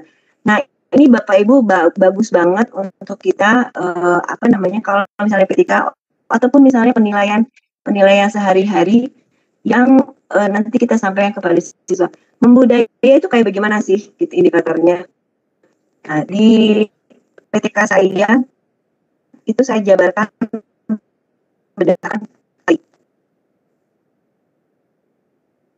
itu. Saya tidak ya.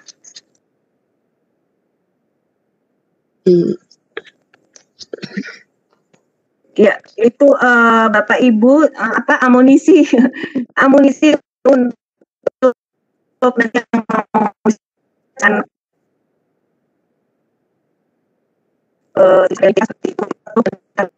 nanti seperti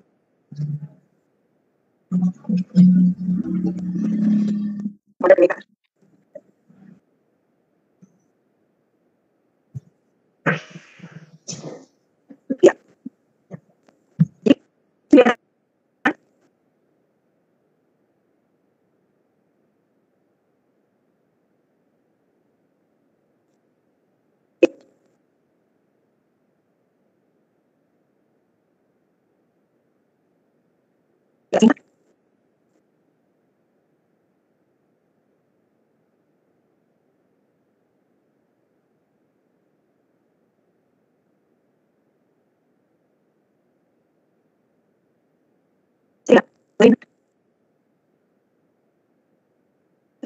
Ya, halo Bu Herlina.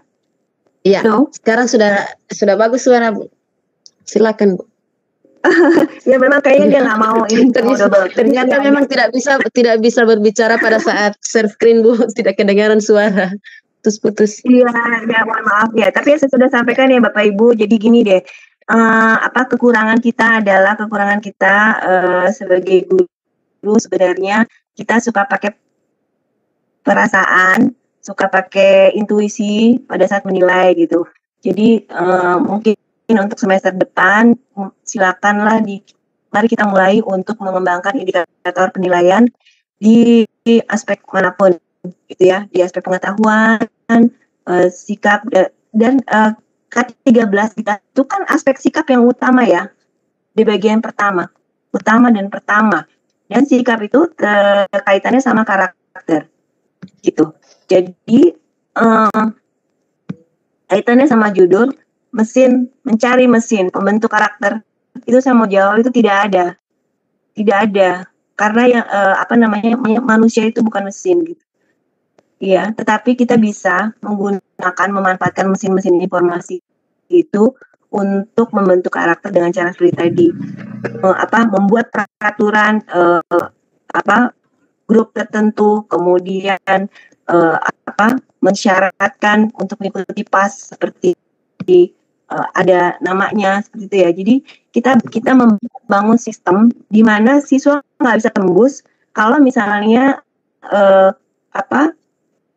dia tidak menyelesaikan tugas. Itu indikator tanggung jawab gitu. Jadi tanggung jawab siswa menyelesaikan tugas itu adalah karakter. Nah, jadi penilaian dari PTK saya di situ saya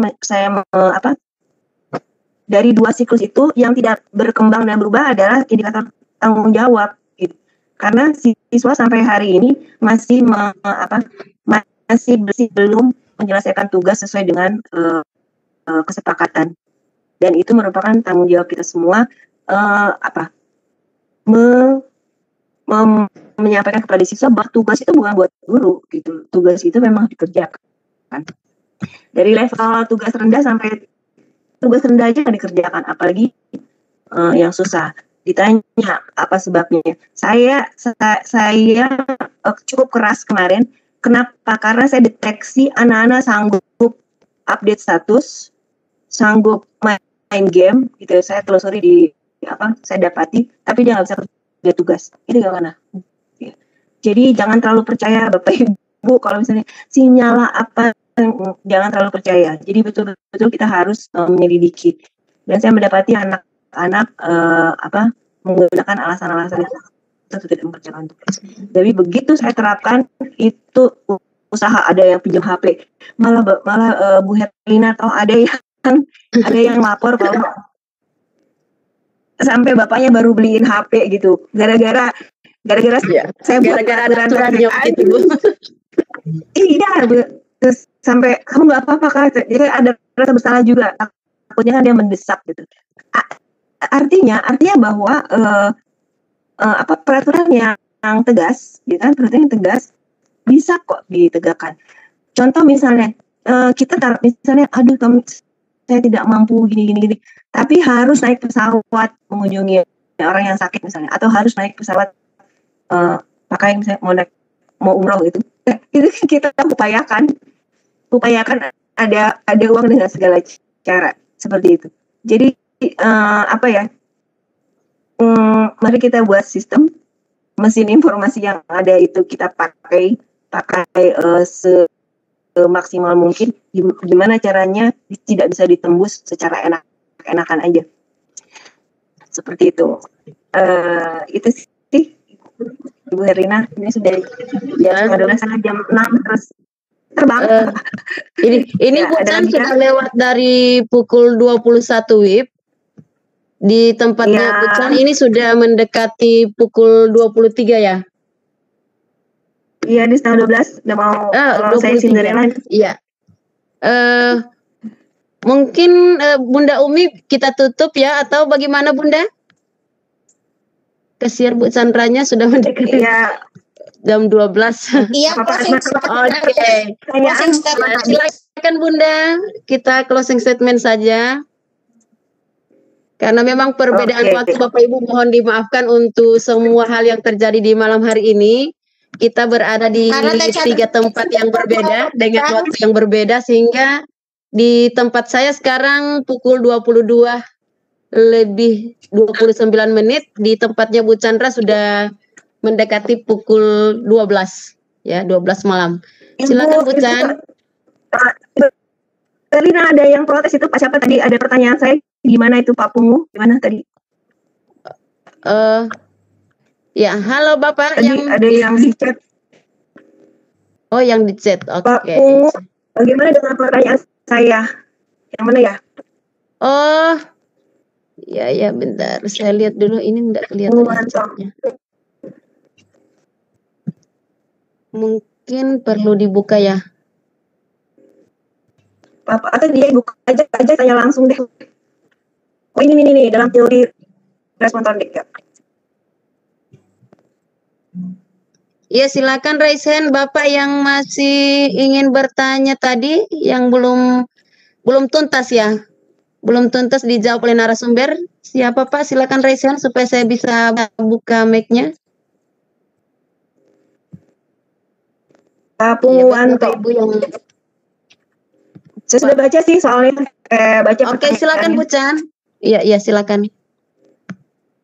Iya, memang ini Bapak Ibu, kita harus baca buku ya, baca teori, karena setiap tindakan kita itu kalau misalnya tidak berbasis teori, kan kita profesi kita sebagai guru, berarti memang nggak boleh asal. Itu tadi saya bilang nggak boleh intuisi, nggak boleh ngejudge, tapi harus berbasis teori dan data. Semakin banyak data tentang anak-anak, semakin banyak teori yang kita punya, kita akan hati-hati dalam mengambil keputusan. Ya, kaitannya dengan teori SR ini ya, Pak Pungu, law of exercise, semakin bertambah erat jika murid sering dilatih dan akan semakin berkurang apabila jarang. Sebenarnya ini cocok dengan ini Pak, fungsi otak. Fungsi otak kita itu kan, jadi otak kita kan terdiri dari syaraf-syaraf. Bekerjanya saraf itu akan terjadi ya proses perpindahan informasi dari sel saraf satu ke sel saraf yang lain kan ada yang namanya mielin, iya kan? Nah mielinisasi itu mielin itu kan ini. Jadi kayak inilah, saya kemarin nonton YouTube-nya Ibu Dokter Aisyah. Dokter Isa iya. Jadi seperti kabel kalau dihubungkan itu kan dia dilekatkannya harus pakai sesuatu yang sifatnya kayak isolator gitu ya. Nah, otak juga seperti itu gitu. Jadi keterhubungan antara satu hari itu bisa 600 lebih dari 1 juta informasi berseliweran di otak kita. Nah, itu kalau bisa konslet kan, makanya orang ada yang depresi segala macam. Nah, proses mielinisasi itu kan pakai proses mielinisasi itu dari protein.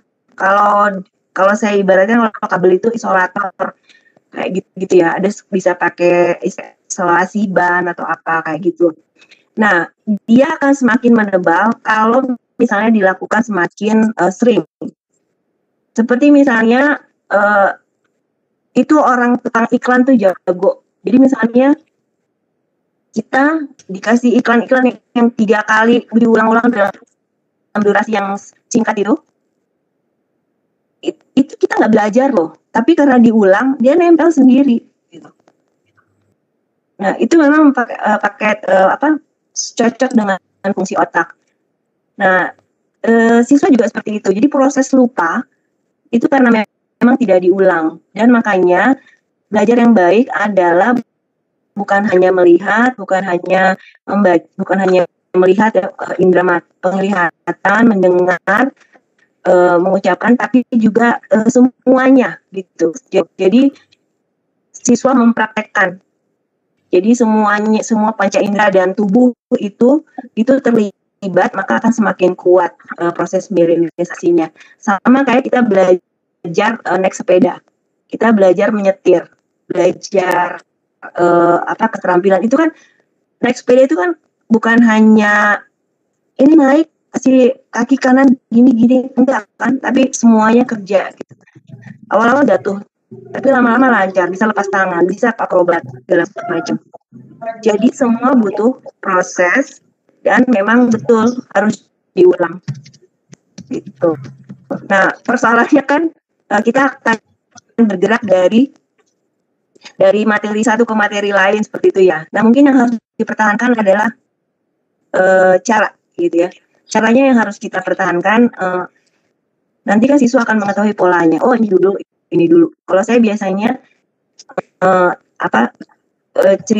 cerita sesuatu yang dekat dengan mereka gitu. Jadi pakai analogi seperti itu, baru nanti bisa cerita yang ini ya Bu. Jadi atau teori peran, mereka memerankan seperti itu. Mungkin itu Pak Pungu. Untuk teman-teman yang lain, iya, teman-teman yang lain, langsung closing statement aja ya Bu. Oke, silakan Bun. Iya, Bapak Ibu, sampai saya belum menjelaskan tentang peluang untuk penelitian hibah bersaing yang dibuka oleh Seameo Rekfon. Nanti buka saja Seameo Rekfon, RECFON, itu terbuka untuk kita semua guru melakukan penelitian yang didanai. Tahun lalu kami adalah angkatan pertama 6 orang, setiap tim itu maksimal 3, nanti dapat 10 juta untuk PTK, ada ketentuannya seperti itu. Silakan dicoba karena kalau kalau tidak nanti kan kita kami dibimbing dari dosen-dosen yang pakar di bidang riset. Nanti kita akan dibimbing, nah itu pengalaman yang berharga banget. 10 juta itu nanti harus dialokasikan, ada alokasinya segala macam, ada untuk riset, ada untuk biaya riset, tapi juga ada honor 30% dari 10 juta itu. Tapi tahun ini nggak tahu, tahun 2021 tidak tahu berapa. Silakan ikuti. Nah, mengapa saya fokus pada karakter? Karena si Ameorekon itu menginginkan bagaimana budaya hidup sehat, gitu ya. Budaya hidup sehat itu bisa hidup sehat itu harus membudaya gitu loh. Nah, kebudayaan itu harus dibiasakan melalui kebiasaan. Kebiasaan itu ada bakal dari karakter. Nah, jadi sebenarnya kita memerlukan pengembangan indikator karakter. Silakan Bapak Ibu kembangkan. Kenapa ini juga cocok? Karena PJJ, karena kita di era pandemi itu sebetulnya salah satu cara untuk menangkis corona adalah berperilaku hidup sehat. Jadi tolong dikaitkan itu, silakan dibuat. Tapi kalau misalnya tidak ikut hibah rekon juga, mari kita persiapkan instrumen penilaian yang baik untuk semester depan. Disampaikan di awal semester. Kalau misalnya tidak ada forum orang tua, paling tidak Bapak Ibu membuat kayak dalam Word gitu ya, dalam Word, kemudian buat ketentuan, terus kasih, atau kita buat pakai Zoho atau Jot Form atau Google Form, kita share ke anak-anak. Terus bagusnya sih Zoho ya atau Jot Form, jadi formnya bisa ditandatangani oleh anak-anak dan orang tua. Nah, itu penting kita buat di awal supaya kita ingatkan kembali ke sini. Ini penilaiannya, kembali ke sini. Dan anak-anak nggak bisa lari. Nah, itu saya pikir kita sedang berusaha menggunakan mesin informasi untuk membentuk karakter peserta didik. Itu saja, selamat. Mohon maaf kendala sinyal tidak maksimal, tapi mudah-mudahan tersampaikan Bapak Ibu. Mohon maaf apabila saya dinilai kurang menyampaikan, tapi mudah-mudahan bisa ditangkap inspirasinya. Jangan berhenti, sadarilah bahwa kita adalah agent of change, jadi agen perubahan, punya power untuk merubah masa depan siswa menjadi lebih baik sebagaimana yang diharapkan guna bagi bangsa, negara, keluarga terutama. Oke. Assalamualaikum warahmatullahi wabarakatuh. Waalaikumsalam warahmatullahi wabarakatuh. Luar biasa. Terima kasih Bu Chan. Baik Bapak Ibu hebat, sahabat Sadar IG, alhamdulillah kita sudah sampai di penghujung kegiatan tayangan Sadar IG edisi ke-160. Kami bisa mengambil intisari dari apa yang disampaikan oleh narasumber tadi. Yang pertama bahwa guru itu adalah agent of change, dan karena kita itu pembawa perubahan maka aturannya harus jelas. Ya, dari awal aturan harus jelas, kemudian komunikasikan, sepakati, dan konsisten. Jadi mungkin itu yang bisa kami peroleh Bu Chan dari apa yang disampaikan tadi. Aturan harus jelas dari awal, komunikasikan baik kepada anak dan orang tua, kemudian sepakati sama-sama, dan yang berikutnya adalah kita harus konsisten. Ketika sudah membuat aturan di awal hingga akhir kita harus konsisten. Ya, terima kasih untuk kebersamaan kita di malam hari ini Bapak Ibu hebat semuanya. Semoga kita bisa jumpa lagi di Sadar edisi ke-161. Kami sampaikan kepada Bapak Ibu yang belum mengisi presensi, silakan isi presensinya karena ini berkaitan langsung dengan sertifikat. Dan Bapak Ibu yang ingin menyimpan sesuatu untuk suatu hari nanti, silakan didonasikan ke lewat Sadar IG, dan itu nanti akan disalurkan oleh Sadar IG bersama afiliasi ke orang-orang yang membutuhkan, khususnya yang ada di wilayah Aceh Utara dan Aceh Timur. Terima kasih untuk kebersamaan kita. Saya Herlina Ohi dari Gorontalo, mohon undur diri dari hadapan Bapak Ibu. Kita tutup sama-sama dengan mengucapkan hamdalah. Alhamdulillahirabbil alamin. Assalamualaikum warahmatullahi wabarakatuh.